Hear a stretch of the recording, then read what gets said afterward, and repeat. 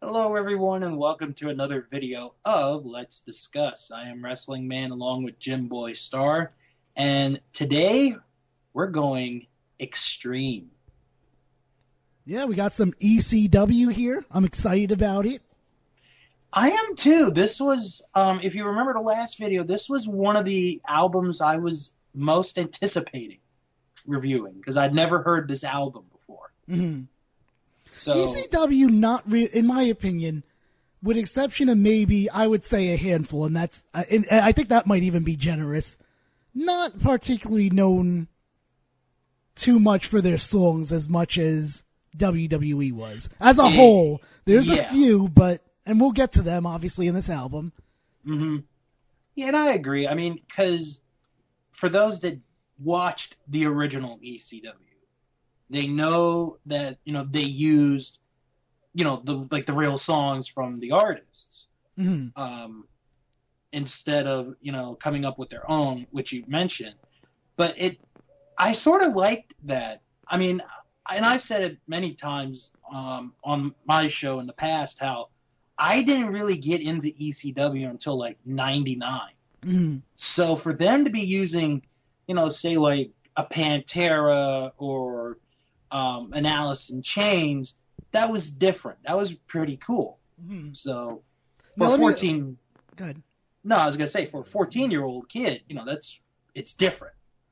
Let me ask you this, because we talked about this when we talked about Slam Jam, is how, there's, would WWE ever put it out again? Which do you think has a better shot? ECW Extreme Music, which is this one that we're going to talk about, or WCW Slam Jam? Ooh, because they're both tough. Because of the fact really that are. ECW, you have to go through the copyright stuff, Mm-hmm. and WCW Slam Jam. Well, wait, why is Slam Jam so tough? Now that I'm thinking about it, I thought there might have been a reason. I think maybe.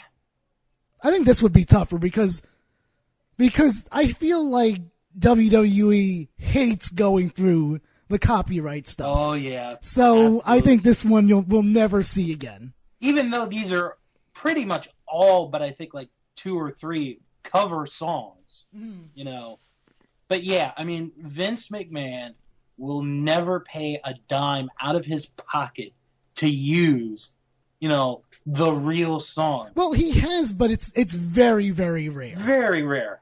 Can you name some times that you can remember, and then we'll start with this album? Okay, well, right now, CM Punk with Cult of Personality, but the one that comes to mind was at the first One Night Stand when they had the Sandman come out to enter Sandman, and the crowd was singing, and that was such a great, moment of the show, probably my favorite moment of that show. Mm-hmm. And then when the DVD came out, they completely edited it, which sucks because it's like, oh, come on. You're not going to put maybe the best moment of the whole pay-per-view on there. It sucks. Actually, you know what a good standard would be to judge how much they would be able to use? If you watch the Classics on Demand, ECW, see how many times something's dubbed over. Oh yeah, that's probably a good barometer to measure. Yeah, I was actually watching ECW just a couple of minutes ago before I got on here, mm-hmm. and they had Rob Van Dam. They had a Rob Van Dam match. I don't remember who he was facing. Mm-hmm. But yeah, they were using a generic theme, and the audience was, different, I guess, cheering sound than anything else. Mm-hmm. So, yeah, there's a perfect example. All right, so let's start with this album. All right, let's get right into it with the first song. Everybody knows it by now, the ECW theme, which is called This Is Extreme. Yes, and this is probably, obviously one of the better songs. It's a very iconic song when it comes to wrestling history, and I just really like it. I think it's an awesome song. It really is an awesome song, and you used a word that I was going to say a little bit later on, which is iconic, because so far we have gone through some iconic songs. Yes. This is an iconic song. And when you hear that first note, that you know it's ECW. Mm-hmm. You just know it right off the bat. And it just is such a good song. It doesn't need, it's just a perfect song.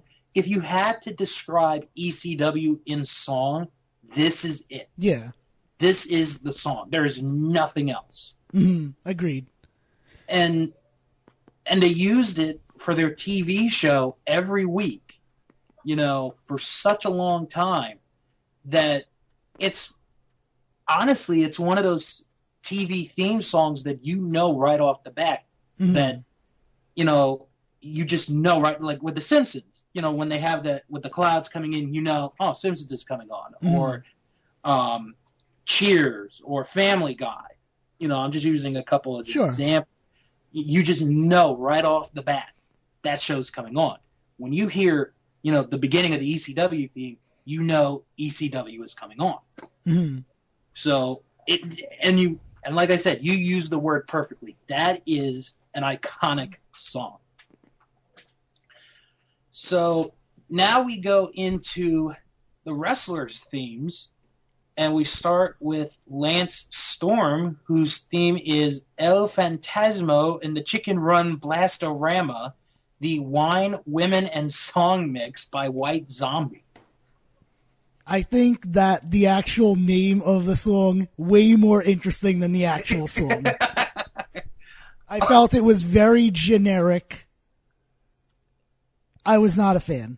Although, I don't know. I actually, when I was listening to it, I saw the cover of the song, like the album cover, and I think the album cover was more interesting than the song. I would agree with that. Because there was this beautiful woman, naked, in a hammock, just, you just imagine, swinging back and forth. Mm. But I don't know if I would associate this with Lance Storm. Although in '98, he's not the boring Lance Storm. He's actually a heel trying to make, and he did a decent job, But this song is meh. I think if you play this song for someone that may not be as, I guess you would say, a hardcore wrestling fan, they would not say it's Lance Storm's song. No, not at all. Not at all. I still say Lance Storm's best song was the party song. That was a great song. Oh, yeah, when they were trying to make him not boring. Right. No, that was the best song, though. He had the little dance. Yeah, that's my favorite. That's my favorite Lance Storm theme song. To be fair to Lance Storm, though, he didn't have many great ones, in my opinion. If Jim Boy Star can be serious for a minute. Yes. Although, don't chant boring at me and lay on a stage. But no, I'm real quick with the classics on demand. I'm actually enjoying Lance Storm on ECW. I'm too busy watching 3 Count versus the Insiders, okay? I don't have time for ECW. I'm too busy watching Diamond Dallas Page and Kevin Nash against 3 Count. Hey, I'm enjoying classics on demand as much as I can for as much longer as we have. Yeah, that's true. All right. Next up is Kilgore with Walk, the Rob Van Dam theme, which is originally performed by Pantera. Mm. This is a good song, although I prefer the original because I am a Pantera fan. But this isn't a bad cover. This really isn't. Mm. Plus, the music video was pretty different because they were using some of the ECW stars in it, lip syncing the words. I don't think I've seen the music video. I think I just heard the song. I mean, I watched it when I was listening to the song. This is news to me that they had a music video for something outside of This Is Extreme. But no, this is a good song. Like I said, I prefer the original, but this isn't a bad cover. I like this. It's one of the few wrestling themes that I do or not few wrestling themes, few themes on this album that I do know that associate with the wrestler. Like, I remember hearing, the Walk song with Rob Van Dam plenty of times. And I like this song. And, I'll say this real quick. When they had a pay-per-view, this was like a couple weeks after Pantera's guitarist, Dimebag Darrell, got shot and killed. I thought, what a great tribute it would be to the band and the guitarist if Van Dam came out to that song just one more time, but, back then didn't know about, Vince won't pay the copyrights. Yeah. It just would have been a one-time thing, It would have been cool to have done that. I would have pushed to do it if I was in WWE. I'm sure someone at some point pushed to do it. Yeah. Okay, next up is an instrumental mix, Trust by Megadeth for Jerry Lynn. Super generic. Was not a fan. This is sort of like typical Megadeth, but this theme fits Jerry Lynn because if you know Jerry Lynn, he is such a metalhead. I mean, my God, the guy knows so much metal. I thought you were going to say because he's generic. No. I mean, like he probably listens to the metal bands that none of us know today. But it's a different song, I'll say that, compared to some of the others so far. This is okay. I mean, it's not the best. And again, this is a song that could be used for anyone, but I think this fits Jerry Lynn pretty well. Okay, now this next one. This breaks my heart. This really does. Okay. And there's a number of reasons why. All right. The song is called The Zoo, performed by Bruce Dickinson and Roy Z, originally performed by the Scorpions. This is for Bam Bam Bigelow. This is one of the best Scorpions songs. I am a huge Bruce Dickinson fan because of Iron Maiden. Love Iron Maiden. But this is not a good song at all. Now, what is it? Is it because of the arrangement? Is it because of the singer? Is it because what is it? Would you say the reason is? I think it's a combination of the arrangement and the way that the guitar sounds. It's completely different.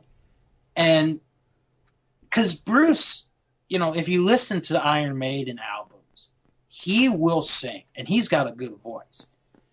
This song just does not fit Bruce Dickinson at all. And he's done other covers. Like he did All the Young Dudes by, I forgot the name of the band, but that's one of my favorite covers. This one just is not good at all. Do not like this one. And I feel bad because I love Bruce Dickinson. He's a tremendous singer. I saw him in concert last year with Iron Maiden. And this is like the worst song I think I've ever heard him sing. Would you like to write him a letter and say, I just want to let you know the worst song I think I've ever heard was when you did that Bam Bam Bigelow song? What is the chances that he even he would know what that means at this point? Do you think he even remembers that? He probably does. I don't know. I feel like it's not something that would have come up before. Dude, like they were probably like, all right, guys, meaning to like everyone that was doing this album, we got a couple of songs here. We're just gonna have you do a cover and throw it on this ECW album here. But dude, he's a licensed pilot. I think he would remember doing this. I don't know what that has to do with anything. He's smart. Okay. Like say you're gonna be good at track and field because you could swim. What? Exactly. Like that's what that equivalates to me when you said he's a pilot. He is. I didn't say that I doubted he was a pilot. I know you did it, but but anyway, I don't like. So wait, does he actually does he fly planes now or? Yeah. So if you did a trip from, say, the tri-state area to Los Angeles, there's a shot he might be your pilot? there's a possibility. Look at that. Or if I went to like England and he's the pilot, I probably would knock on the door and be like, Bruce, I love you. You're a god, but your cover of the Zoo sucked. No, you just need to tell him your cover of the Bam Bam Bigelow song sucked. Because I really want to know if he would even know what you're talking about. You just said that. He'd probably kick me off the flight midway. All right, next song is The Sandman for Enter Sandman, sung by Motorhead. I liked it. But for whatever reason, I didn't like it as much as the Rob Van Dam one, the Rob Van Dam song, but I still liked it. I tell you, one of my sisters, she was listening to it when I was listening to the album, and she's like, this band sucks. They cannot sing like Metallica. And I'm sitting there and I'm thinking like, yeah, I know they don't sound like them, but this isn't that bad of a song.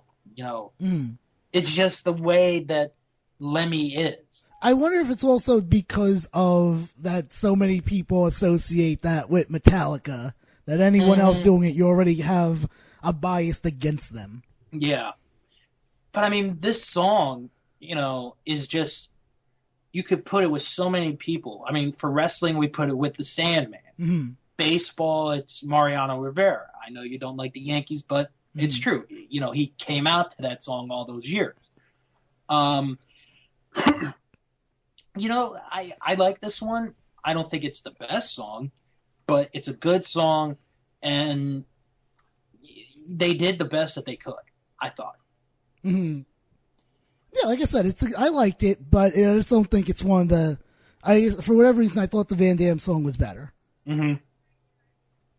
All right, next song, excuse me, is for Just Incredible.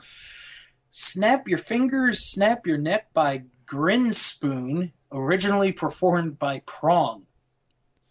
I have a note down here saying I thought listening to it was very interchangeable, and I use that word a lot during this series because of, that you can take a song and just use for different wrestlers, and then there's other ones that are very specific for them. Mm-hmm. And I just thought this was one of the more interchangeable songs. Like, you can give it to Axl Rotten, I think it'll be just fine. Mm-hmm. I actually enjoyed this song. I thought it was catchy. There's another one that we'll talk soon about that I thought was catchy.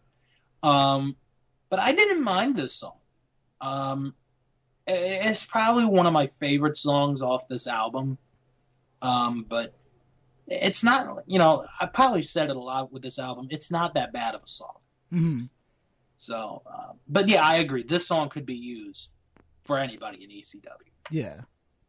All right. Now comes the track that I forgot to give Jim when we were preparing for this album at first. And he reminded me, oh my gosh. Mike Awesome's theme here, Phantom Lord by Anthrax. I don't associate this song with Mike Awesome. The other one with the whole Awesome Bomb thing, that's the Mike Awesome song I associate with him. I don't even know what song you're talking about there. I don't remember any music for Mike Awesome, except for maybe the instrumental when he was the Fat Chick Thriller. And that 70s guy. I like the Fat Chick Thriller better. I bet you do. But again, this song could be used for anybody. That's what I was going to say, too. Interchangeable. Yeah. This is, again, another one. But like I said, this is my favorite Mike Awesome theme is the one where he's like, drop with an awesome bomb. I don't remember the whole words, but it's really good. That's what I remember Mike Awesome for. Mm-hmm. Next one, this is going to be a fun one. Because you were questioning why this person got a theme. I still do question why this person gets a theme song. Heard It on the X by Tres Diablos for Francine. Who knew Francine even had a song? I didn't. Oh my God! For what reason? Unless you were in attendance for Francine versus Bill Alfonso, because she would have had to come out to something. No, wait a minute. That match might have even just started while they were already in the ring. I don't remember that much. I remember the match, but I don't remember if it started in the ring or if they did have entrances. The only theme I ever associated Francine was whoever she managed. You know, if it was Shane Douglas or if it was Tommy Dreamer, that's who I associated her with. Yeah, of course. You know, not this song, which is not that bad of a song. This is a good song, you know. But still, it's just weird that of all the people... Why is Francine on here and not Tommy Dreamer? Exactly. And we talked about this, I think, on a previous... New Jack. New Jack. Why New is Jack. I didn't even think of him. Yes, New Jack should have been on here somehow. Oh my gosh. Or even hold on, wait a minute. I just thought that. So Francine makes the album, but Shane Douglas does not. Exactly.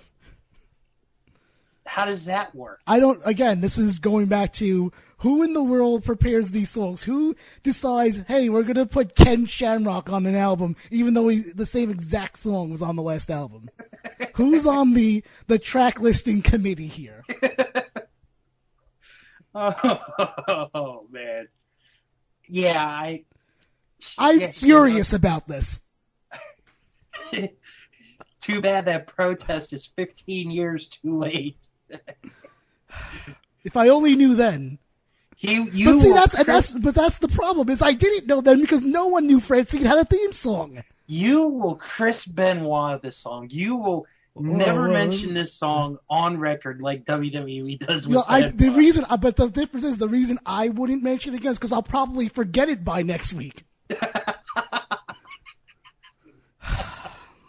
Oh, man. So mad. Okay, go to the next song. Okay, we've each had our one rant on this album. Next one, I actually enjoyed this next one a lot. Kick Out the Jams by Monster Magnet for Axl Rotten. Enjoyed this was okay. I like this. But again, and I think this is like the fourth or fifth song in a row. Interchangeable, right? Interchangeable. This could have been used for anybody. Like I said, this ECW, not really, for the most part, not really known for that. And, you know, if really, I guess people make arguments, too, for WCW for certain, because they had such a big roster, but if you really got down to who you really knew, it was probably less than half. WWE has always been better with this stuff than the other two. Yeah, they have. They really have. And even... Well, I don't know. Well, I don't know about recently. I don't know about recently. It's pretty. A lot of songs today are pretty interchangeable. But TNA. There's some. They're okay. I don't know. There are certain ones. The first one that comes to mind that I love that went with the character, even though as of this recording she's not there, but maybe one day she could come back. Is Winter. I love that song. Hands of the Wicked. There you go. And we do talk about TNA in the near future. That is. And I don't know about the near future. I think we have a lot more to go before we even hit our first TNA album. All right. Next one, another one of my favorites. Big Balls. Obviously, we know who this is for. Yes. Balls Mahoney, sung by Muscadine. Look, this is the exact opposite of the last song. This fits the character. Yes. Absolutely. Plus, the song basically stays to the original song because it was done by AC/DC, another band I love. See, you all are learning so much about us in this video. But I like this one because the singing is different. Because it's like, oh, my overhand health society. You know. Are you even saying real words there? I wasn't, but just imagine if I was. But or you could have actually said real words and actually said what was being said there. I've got big balls. He's got big. There you go. I would like for some English person to read the lyrics to that song at a public poem reading. I mean, I know there's a country version of it. There is not a country version, like a hillbilly version. Oh, I've got to listen to that. Look under. I don't know if you could find anymore. This was years ago, but I know they were called Hasty Dixie. Oh, Hayseed and then Dixie. Okay, I'm pretty sure they did that, and they also did some other song that I can't think of. Highway to Hell. Those two are going to be fun to listen to tonight. All right, so Balls Mahoney, though, I actually put here a song that fits the wrestler. Finally. Yes. Because we just had a string of ones that don't, including one that shouldn't even been on the album. Which we won't mention again. No, that's it. Done. All right, and then the last song, another iconic song, Sabu's theme, Hookah Blues. Yeah, but now this is different, and I meant to ask this actually off the air, but this is a different version than WWE had used, right? Or is it the same one? Yeah, I think this is the same one. See, I feel like there is a difference there. We won't really know because Sabu will not appear, I believe, on a WWE album. Right. But I thought there was a bit of a difference, but maybe I'm wrong. Are these both, meaning Sabu's song and This Is Extreme, are they done by the same person? I don't know. It's because I know, like, when he was in TNA, that version was a little bit maybe that's what I'm thinking of. TNA's version. Mm-hmm. But this is such a perfect song for him, for the character. This is another iconic song for wrestling. Because it's like, especially when you hear the first horns, you know who this is. No, definitely agreed. And I'm just going to say this real quick. Mm-hmm. What ruined Sabu in WWE was he talked. Yeah, I would agree with that. He should have never... The only time he should have ever been allowed to talk was the Hall of Fame the year that his uncle got in. That's like the only time he should have ever talked. Right. And then that's it. You never hear Sabu speak. Mm-hmm. But that's me. Where was Taz? Could he have been put in here other than a certain woman that's on this list? Okay, so we have Tommy Dreamer, Taz, Shane Douglas, New Jack. I can't even believe I forgot about New Jack until you just said that. And I was I can't believe that he's not on here. Those are like the only people I could think of. Because Raven's not in ECW at this time. Okay. Oh God. Was the BWO in existence at this time? I think. So that would be another one. There you go. I put the BWO in there. So there's at least 5 wrestlers that we would put before She Who We Shall Not Speak of. Right. The owner of WEW. Mm-hmm. Oh my. All right, so what's your thought on the album? I don't know. I kind of knew what even though I hadn't heard it in a long time, I kind of knew what I was getting into. That it wasn't the traditional albums that we have been doing. A lot of them probably would be interchangeable, which me personally, I don't really like in my wrestling themes for the most part. But there are a few good songs like Rob Van Dam and The Sandman, and of course the 2 that I think are original here. Well, obviously This Is Extreme is original, and then I think Sabu's original too. Yeah. So, I mean, obviously I'm a fan of those. But, I mean, all in all, I don't think I'd say this is great. I think I would just either put this in the middle or a little bit on the low end from what we've been doing. Yeah. Like I said, in the beginning, this was one of the albums I was looking forward to. This wasn't, number 1. Because there's going to be another album later on that we do. But I got to be honest, I was a bit disappointed with this. Obviously, the ECW theme and the Sabu theme, we know them. I really like The Walk. Well, not The Walk, but Walk. The Walk. The Walk. Enter Sandman and Big Balls. And like I said, Heart Was Broken with the Zoo. And That and Phantom Lord. Those are like the two least favorite songs on the album. All right. Me. I don't know what my least favorite one would be. Yeah, we know. That's a tough decision for me for this one. I think I'd probably go with Bam Bam Bigelow. Yeah, just because of my sad story. Yeah, you see, it's like when you watch those the singing shows, and then like everyone's on the same level, like so at the beginning because you haven't heard anyone sing yet, but then you get to hear the sad story of how some of them got there. They're homeless, they're a single parent, whatever it is, and then you're swayed. That's exactly what you did to me with Bam Bam Bigelow's theme song. I didn't have a least favorite, and then you basically made me have a least favorite on your sad tale. Yes. And if you think Wrestling Man did a great job in swaying me, hit the like button. I know I am. Oh God. I actually persuaded Jim Boy Star on something. You did. I don't know if it's necessarily a great thing that you persuaded me on. This is a proud moment in my life. Not the proudest, but one of them. I was going to say, if it's the proudest, I think you might need to reevaluate your life. If you think Wrestling Man might need to reevaluate his life, hit the like button. Oh, goodness. This was ECW, folks. Yeah. The show was probably better than the album. If you could find it at 1 a.m. in the morning.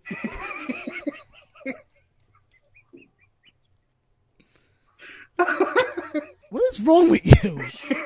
I don't know. This is supposed to be a serious album. It's ECW. This is supposed to be serious. This is a serious album here. This is extreme music. Yeah, it's extremely funny. You know, do your little chant, EC-dub. Let's wait for Wrestling Man to calm down. While he's doing that, I'll see which one is my favorite, because I don't think I really said which one's my favorite. Yeah, I mean, it's definitely one of the two originals. That's for sure. I'm just trying to pick, is it Sabu or is it This Is Extreme? And all in all, I'm going to have to go with This Is Extreme. I just love that song. Yeah. And you can still hear it. I actually think we agree on this one. Oh, did we? Mm-hmm. Well, I mean, like I said, you swayed me on the other thing, so I don't know how fair that was. Well, that's probably going to be the hardest you will ever hear me laugh on any of these videos. Really? Because I think I might be able to do a better job. Oh, no. Now that's the new goal. Going forward. No.